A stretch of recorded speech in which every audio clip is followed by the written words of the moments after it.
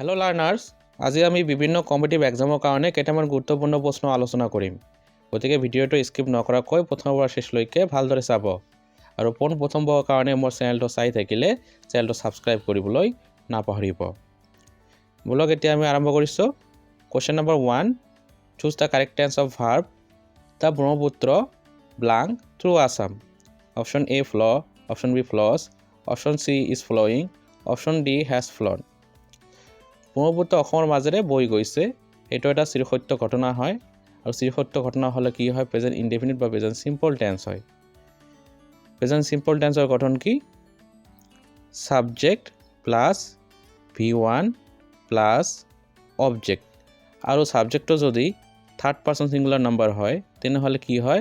ভাৰ্বৰ লগত V1ৰ লগত এছ বা ইএছ যোগ হয়। ইয়াত অপশ্যন বিত কি দিয়া আছে? ফ্লছ দিয়া আছে, ভাৰ্বৰ লগত এছ যোগ আছে। গতিকে এইটোৱে হ'ব কি? শুদ্ধ উত্তৰ। বুজি পালে?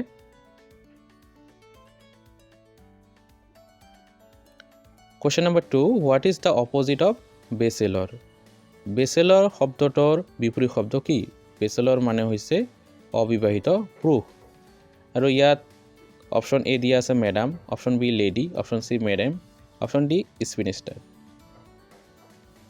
ইয়াত মেডাম মানে হৈছে মহিলা যাৰ বিয়া হৈছে আৰু যি কি হয় কোনো এটা ঠাইৰ কি হয় লিডিং পাৰ্চন হয়। লেডি মানে ভদ্ৰ মহিলা। আৰু চি নাম্বাৰ যিটো মেডাম স্পেলিং দিয়া আছে এইটোতো ৰং স্পেলিং দিয়া আছে।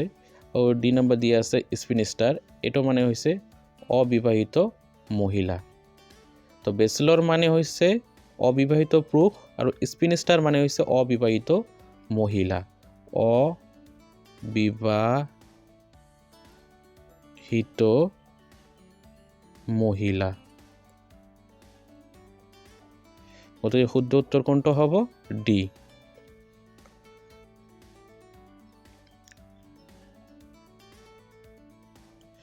Question number 3, what is the home of a rabbit called? ৰেবিটৰ ঘৰক কি বুলি কোৱা হয়? Option A cave, option B sty, option C hive, option D burrow. তো ইয়াৰ শুদ্ধ উত্তৰটো হ'ব কি? ডি নাম্বাৰ বাৰো।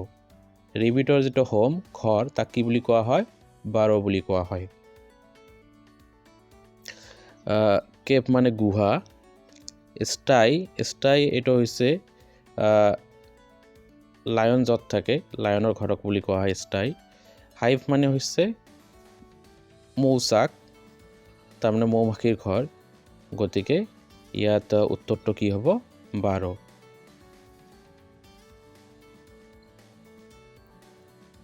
Question number 4, fill in the blank with the appropriate word given below.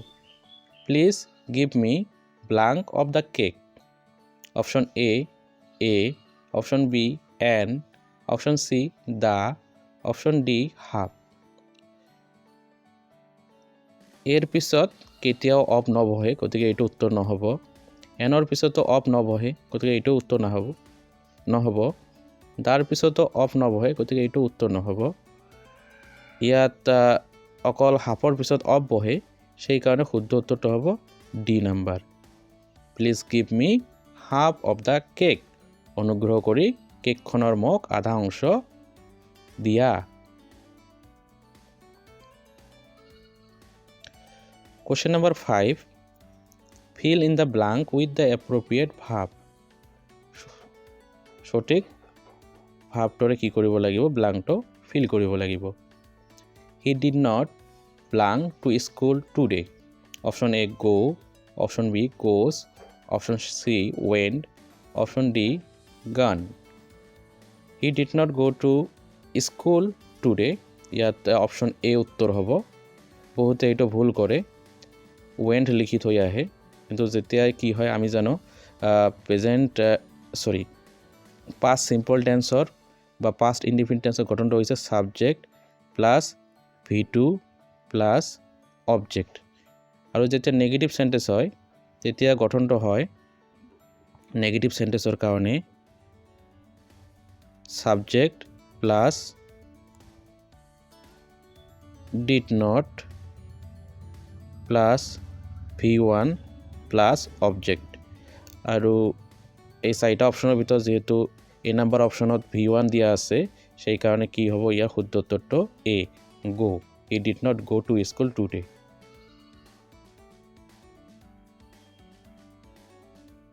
Question number 6 fill in the blank to complete the following proverb ইয়াত এটা ফকৰা যোজনা দিয়া আছে এইটো ফিল আপ কৰিব লাগিব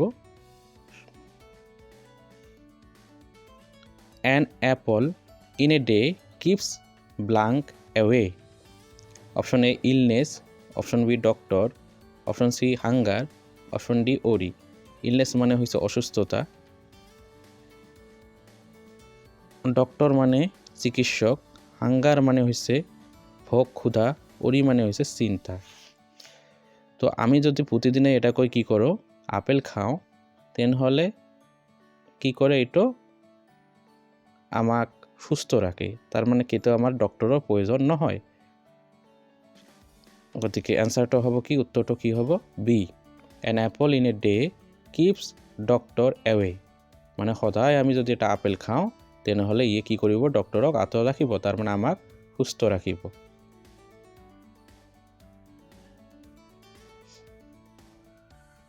Question number 7 choose the word with correct spelling A MISELLANEOUS miscellaneous B MISCLANEOUS miscellaneous C MISCELLANEOUS miscellaneous D MISCELANEOUS miscellaneous এই আটাইকেইটা স্পেলিংৰ ভিতৰত সি নাম্বাৰ স্পেলিংটো কি দিয়া আছে শুদ্ধ দিয়া আছে গতে এইটো কি হ'ব এটোই হ'ব শুদ্ধ উত্তৰ correct answer Question number 8 fill in the blank with appropriate pronoun a child can't learn on blank own option A her option B his option C himself option D its বহুতে এটো হিস লিখে কিন্তু একচুয়ালি হিসটো ইয়াত রং হ'ব কারণ child মানে শিশু এটো কি হ'ব পাৰে লৰাও হ'ব পাৰে ছোৱালীও হ'ব পাৰে ইয়াৰ কোনো কি না থাকে বিশেষ লিঙ্গ না থাকে মানে এটো উভয় লিঙ্গী হয় শব্দটো সেই কারণে ইয়া শুদ্ধ উত্তর হ'ব D number it's a child can not learn on its own বুঝি পালে Question number 9 complete the following sentence using the correct preposition correct preposition বহুৱাব লাগিব I will be back blank 6 o'clock ইয়াত কি দিয়া আছে এটা নিৰ্দিষ্ট সময় দিয়া আছে আৰু ঘড়ী সময়ৰ আগত সকলো সময়ত এট বা বাই বহে অন ইন আন্ডাৰ এইবিলাক ব্যৱহাৰ নহয় আৰু এট যেহেতু ইয়াত দিয়া নাই সেই কাৰণে শুদ্ধ উত্তৰটো হ'ব সি নাম্বাৰ বাই I will be back by 6 o'clock মানে 6 বজাৰ আগে আগে মই ঘূৰি আহিম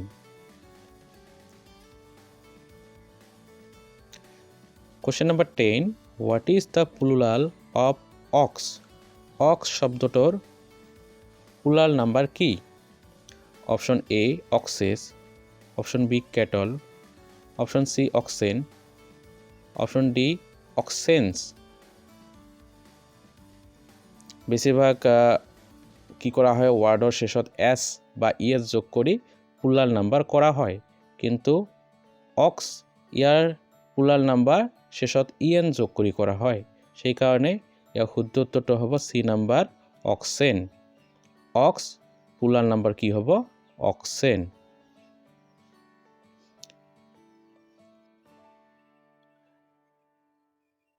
আজিৰ ভিডিওটো ইমানতে শেষ হ'ল ধৈৰ্য সহকাৰে চোৱাৰ কাৰণে বহুত বহুত ধন্যবাদ